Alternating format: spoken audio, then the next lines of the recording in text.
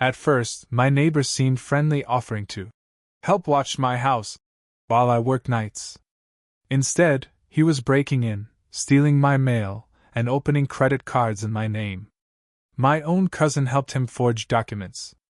I spent 6 months gathering proof, and when they were both arrested for felony identity theft, the look on their faces as they were shoved into the back of the police car was pure, undiluted justice. I moved into my little place in Lafayette, Indiana about 2 years ago. It's not much, a beat-up ranch house near Earl Avenue, nothing fancy, but it was mine. I bought it with the last of my savings after a rough few years working warehouse jobs. I work nights, long shifts, driving forklifts and unloading trucks. I'm usually out of the house from around 7 p.m. until almost sunrise. I'm not rich. Everything I own, I worked for. Every little thing in that house mattered to me. When I first moved in, I tried to be friendly with the neighbors. There was Keith. About mid-40s, balding on top but tried to cover it with a baseball cap. He lived 2 houses down, always outside tinkering with some old car, drinking light beer in a lawn chair. First impression, normal guy. Keith came over one day carrying a 6-pack. Told me, "Good to see someone new around here." We cracked a beer on my porch, and after a while he said, "Hey man, since you work nights, you want me to keep an eye on your place? Make sure no one messes with it?" It sounded like a good deal. "I mean, who's gonna turn down free security?" I said sure. Thanked him. God, I was so stupid. The first month, everything seemed fine. I'd come home, find my trash cans pulled back from the curb. Sometimes Keith would even collect my packages if it looked like rain. I thought, this guy's a lifesaver. But then little things started happening. At first, it was small. A bill that never showed up. A package that said delivered, but was nowhere to be found. I shrugged it off. Mistakes happen, right? But it kept happening. Then I started getting weird letters in the mail. Banks I'd never heard of thanking me for opening an account. Credit cards arriving in my name that I never applied for. I tried to tell myself it was some glitch. Maybe someone mistyped their social security number, and it landed on me somehow. But deep down I knew. Someone was screwing with me. Someone close. Around the same time all this was happening, my cousin Travis started popping back into my life. Travis and I were close growing up, maybe too close. We bounced around foster homes together. He was always the one getting into trouble, stealing bikes, forging report cards, lying with a straight face. I was the one cleaning up his messes. I hadn't seen Travis much in years. But now, all of a sudden, he was dropping by my house. "Just checking in," he said. Asking about my job. Asking about my schedule. Asking about my bills. It made my skin crawl, but he was family. And when you come from where I come from, you don't just slam the door on family, even when you should. January rolled around. I was working overtime to make ends meet. One night, dead tired, I got home, opened my mailbox, and found a summons. A payday loan company was suing me for $6,800. I almost dropped right there on my cracked driveway. I never took out a payday loan.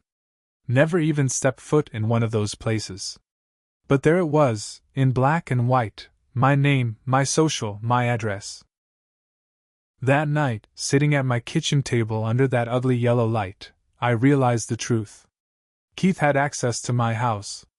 Travis knew all my info. They were working together. I didn't call the cops right away. I knew better.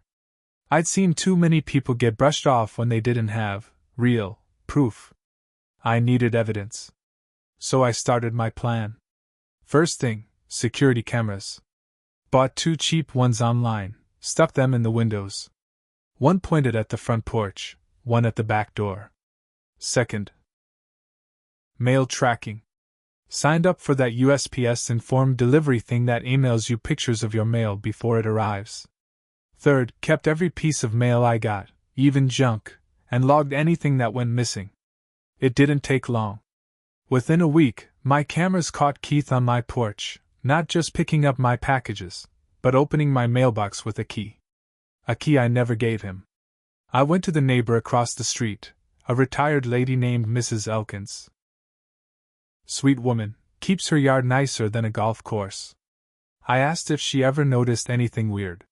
She hesitated, then said, "I saw that man, Keith, going into your backyard one night. I thought maybe he was checking for a stray cat or something."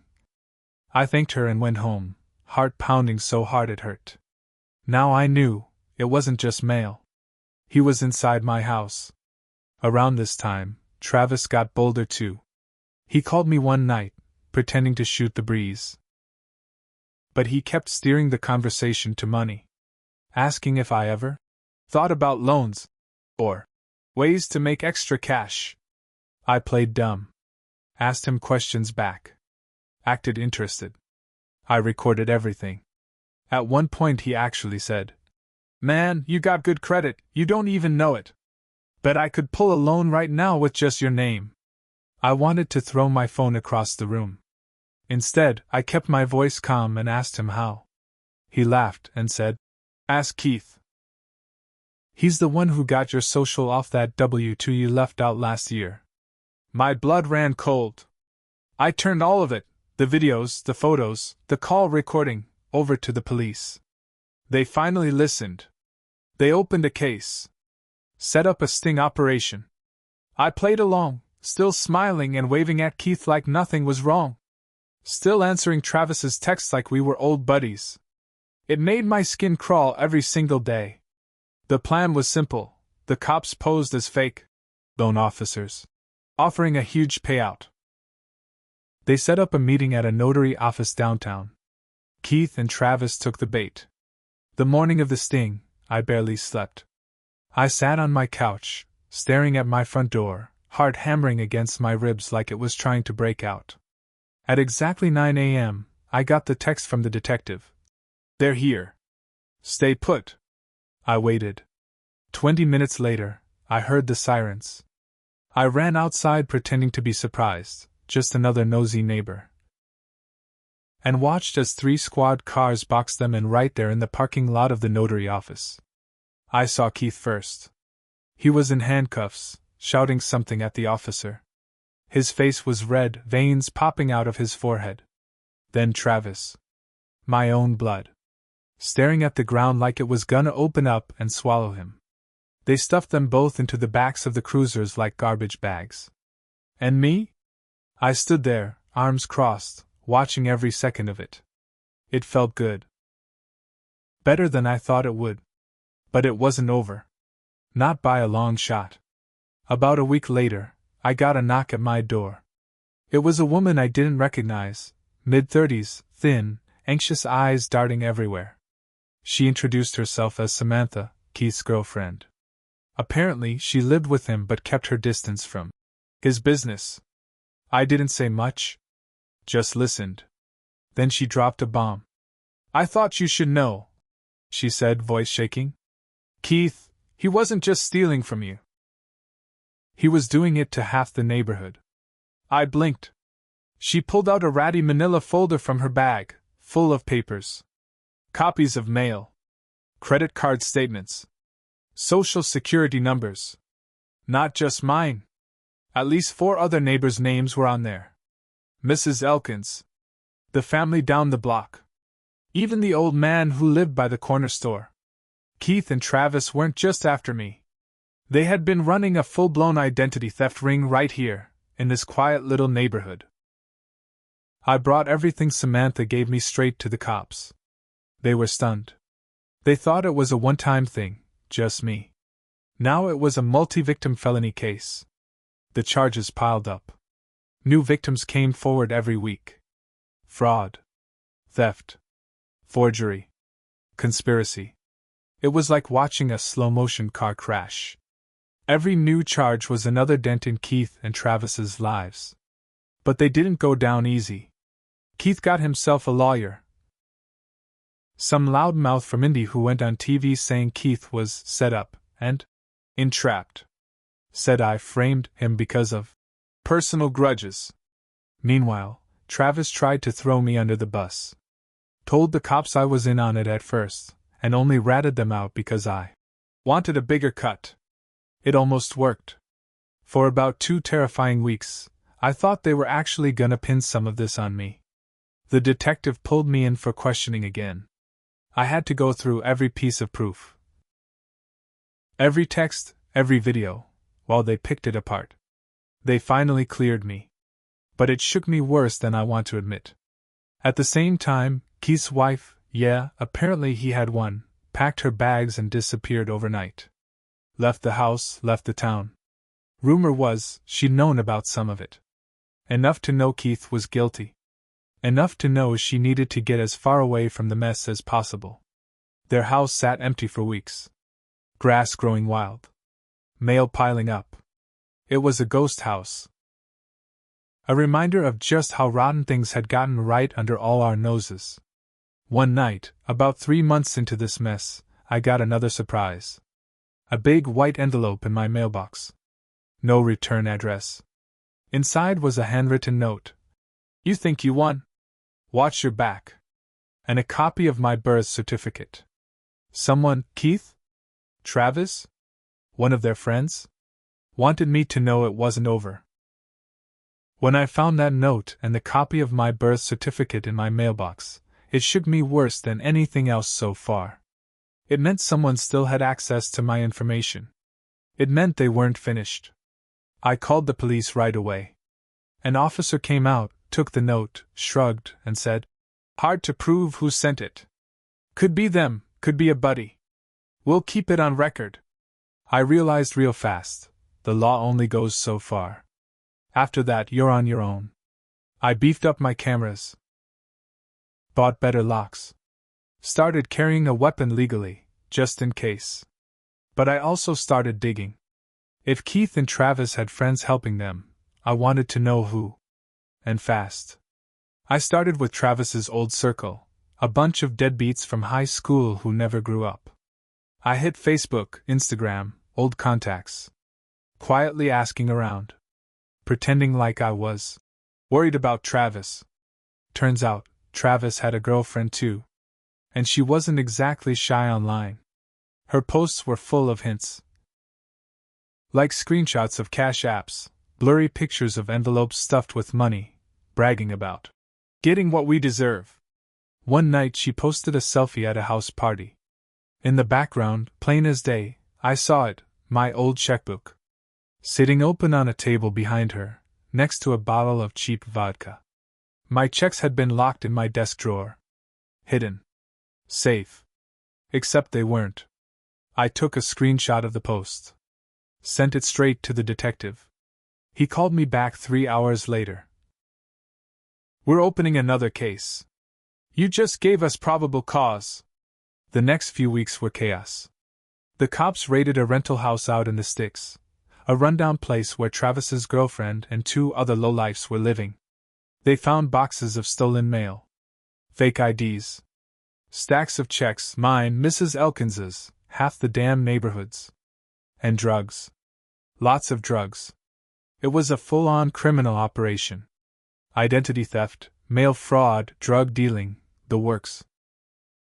Meanwhile, Travis was rotting in county jail, and Keith was out on bail.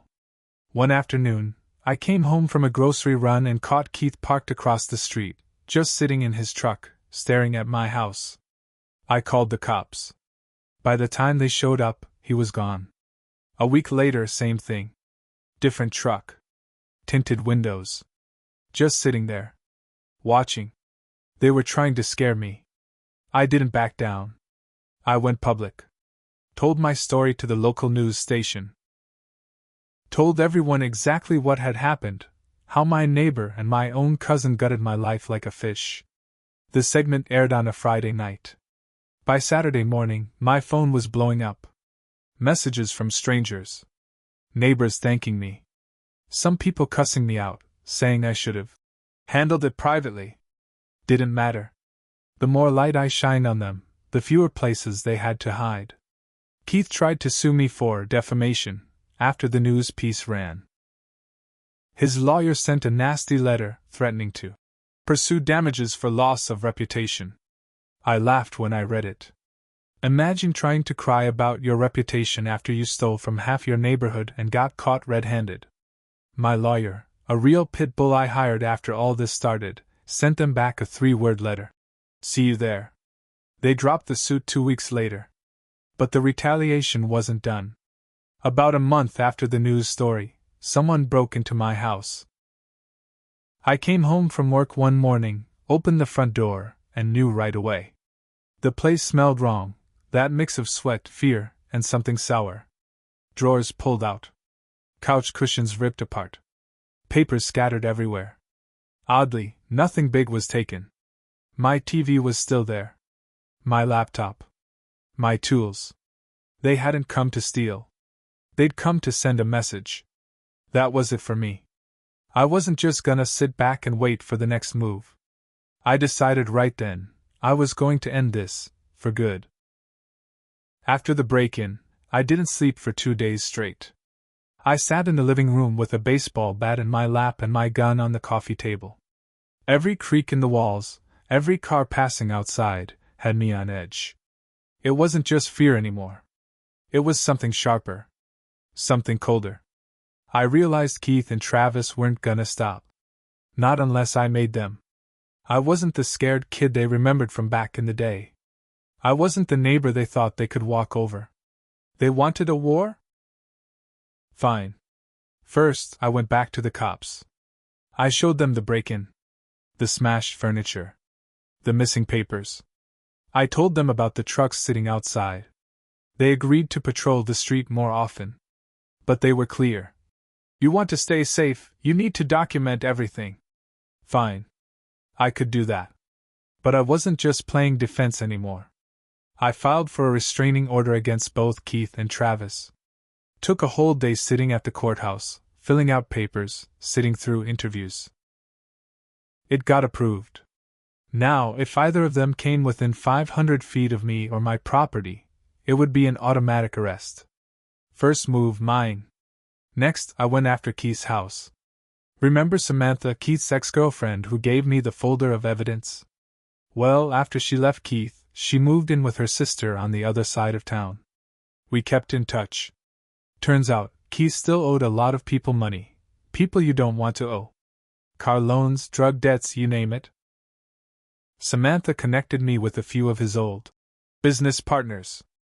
Told them where Keith was staying. Gave them copies of the news articles about his arrest. I didn't tell them to do anything. I just handed them the truth.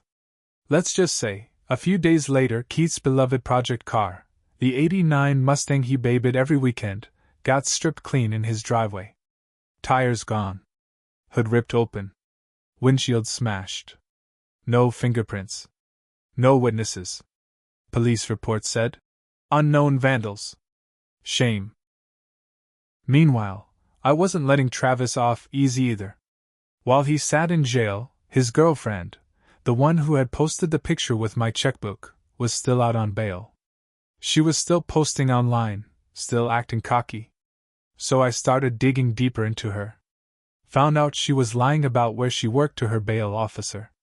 Claimed she had a job she didn't. I tipped them off anonymously. Couple weeks later, she was picked up for violating bail terms. Straight back to jail. Another piece off the board.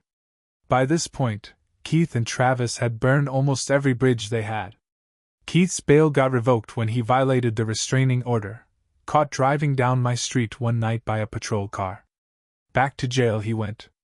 Travis was facing so many charges now, even his public defender stopped pretending he could get him off. But I wasn't done yet. There was still the damage they did to my credit. My name. My life. I wasn't gonna just let that hang. So I filed civil suits against both of them, for damages, for identity theft, for emotional distress. My lawyer said I probably wouldn't see a dime. Didn't matter. I wanted the judgments on record. I wanted them tied to it forever. The final move? The old neighborhood. After everything went public, after everyone learned what Keith and Travis had done, the whole block turned against them. Neighbors who used to wave now scowled when they drove past. Mrs. Elkins put up security cameras.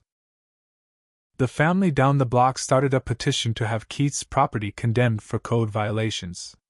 Even the city got involved. Keith's house got cited for so many violations, uncut grass, broken windows, trash piling up, that the fines stacked higher than the house was worth. I heard through the grapevine he was thinking about selling it for pennies just to get out from under the debt. Good.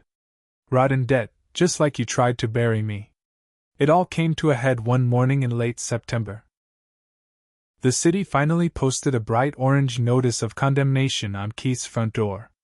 The house was officially deemed unlivable.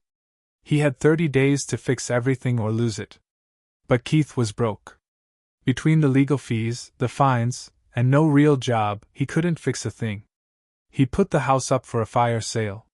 Some property flipper scooped it up for pennies. Keith moved out overnight, packed what little he had into a rusted trailer, and drove off in the middle of the night like a coward. Nobody said goodbye. Nobody waved. Some of the neighbors even stood on their porches and watched, silent, as he drove away. I stood there too. Didn't smile. Didn't wave. Just watched. Travis's ending was even uglier. He finally took a plea deal. 6 years in prison? No probation. No early release. When the judge read the sentence, Travis turned around, tried to find me in the courtroom crowd. Our eyes locked for just a second. He didn't look angry. He looked broken. Like he finally understood how deep he'd dug his own grave. I didn't nod. I didn't look away. I just stared right back until the bailiff dragged him off.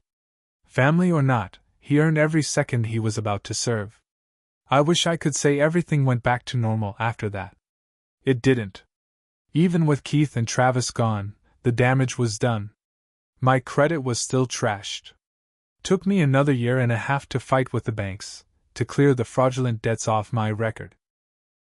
I lost job opportunities because of it. Had to move to a cheaper rental because the financial mess they made it impossible for me to refinance my house. I got bitter. I didn't trust anyone anymore. Not neighbors, not old friends, not even family. Maybe that was the real cost. Not the money. Not the lawsuits. But the fact that the person I used to be, the guy who believed in second chances, who thought family meant something, he didn't survive all this. They killed him just as surely as if they'd set my house on fire. Sometimes I wonder if I went too far. If I should have just moved away. Started fresh. Let karma handle it. But then I remember every sleepless night. Every letter from a debt collector. Every hour I spent rebuilding what they stole. And I remember the look on their faces when it all came crashing down. That was justice. And if I had to do it all again, I wouldn't change a damn thing.